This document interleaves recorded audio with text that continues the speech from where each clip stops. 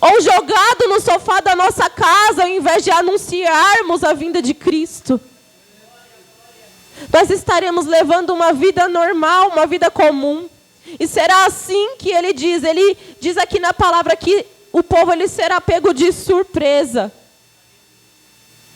Não haverá noticiário onde nós vamos ligar a TV, a rádio e estar anunciando que Jesus ele está vindo naquele dia. Não.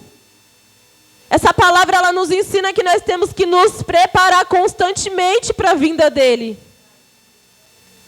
Nós temos não só que nos preparar, mas nós temos que buscar preparar um povo para subir conosco.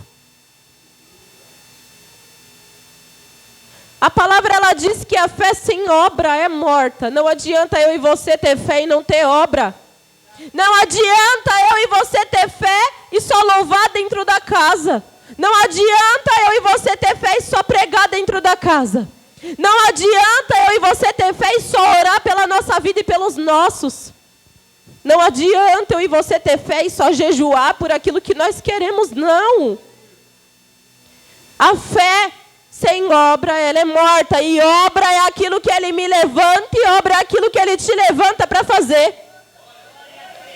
Jesus, ele não está preocupado em quem quer ser Paulo e Silas, que quer só louvar e só orar. Ele está preocupado com aqueles que vai se levantar para ser como João Batista e apregoar a vinda dele, apregoar boas novas. E ele tem buscado isso em mim e em você. Não é errado louvar, não é errado dançar. Não, ele não está falando isso e eu também não. Gostoso é quando nós abrimos a nossa boca e entoamos louvores ao Senhor. Quão maravilhoso é isso.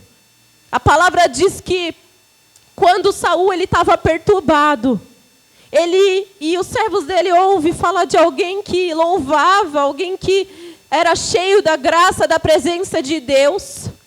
E ele manda buscar esse menino chamado Davi, alguém que estava no anonimato, que não era nada, era desprezado, era diminuído, era humilhado. Mas a palavra diz que quando buscam Davi, ele começa a louvar. Saul, que já estava atormentado por espírito, por desobediência ao Senhor. A palavra diz que quando ele começa a entoar louvores, aquele espírito, toda vez que escutava o louvor de Davi, se retirava. E era só assim que Saul ele tinha paz. Então não é errado e não é pecado em você louvar, não. Quando nós abrimos a nossa boca e entoamos o louvor, o inimigo ele não resiste. A presença do inimigo bate em retirada. Que procurar salvar a sua vida, perdê-la. E qualquer que perdê-la, salva-la. Jesus ele está falando de uma igreja, de um povo arrependido, de um povo que nega a si mesmo e começa a ter a presença, que começa a se entregar, que começa a se dedicar a buscar esse reino, a buscar essa salvação. Ele ressalta a importância de esvaziarmos de nós mesmos e de deixar que Ele habite em nós por completo. A palavra do Senhor, ela diz que quando João Batista ele apregou que para a remissão do arrependimento é necessário descer as águas. E o engraçado é que um pouco mais à frente, a palavra nos mostra que, a palavra nos diz que quando Jesus, ele vai até João Batista o batiza nas águas. E a palavra diz que de imediato a presença do Espírito Santo se manifesta dele através de um pombo. A palavra diz também que quando essa presença se manifesta sobre ele, ele é levado ao deserto, mas a palavra diz que ele não é levado pelo inimigo, ele é levado pelo Espírito Santo. A palavra diz que ele é levado ao deserto para ser tentado.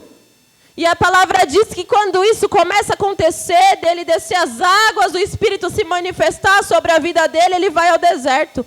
Fica 40 dias e 40 noites em jejum e oração. E a palavra diz que conforme é dito ali que ele é levado para ser tentado, começa a acontecer. Ele começa a ser tentado por Satanás e ele começa tentando ele naquilo que ele tinha necessidade, o pão. Ele fala, se és mesmo filho de Deus, transforma essa pedra em pão. Porque ele conhecia ali que Jesus estava com fome, ele tinha uma necessidade de se alimentar. Ele estava em constante jejum, era de dia e de noite, não era meio período, não era 2, 3 horas, era um dia e uma noite inteira. Sendo tentado e permanecendo fiel. E a palavra diz que Jesus, ele olha para Satanás e ele diz, nem só de pão viverá o homem, mas de toda palavra que sai da boca de Deus. Deus, ele está falando para mim e para você, que quando eu e você nos aproximamos dele no momento de dificuldade, quando entregamos a nossa vida a ele, quando nós descemos a água, se arrependemos, quando nós começamos a passar pelo processo onde ele mesmo permite para saber onde está a minha e a sua fé, nós queremos desistir. O inimigo, ele começa a tentar eu e você para que nós venhamos perder a nossa salvação e nós começamos a querer desistir, olhar para trás. Ele começa a tentar eu e você naquilo que eu e você precisa. Muitas vezes ele olha para mim e para você, ele sopra a nossa vida, onde está o teu Deus nisso que você precisa. Quando ele vem questionar Jesus sobre aquilo que ele necessitava, Jesus responde em cima da própria palavra, que nem só de pão viverá o homem, mas de toda a palavra que sai da boca de Deus. Jesus está falando para mim e para você, no momento de tentação, o inimigo vai enfiar na sua cabeça que te falta coisa.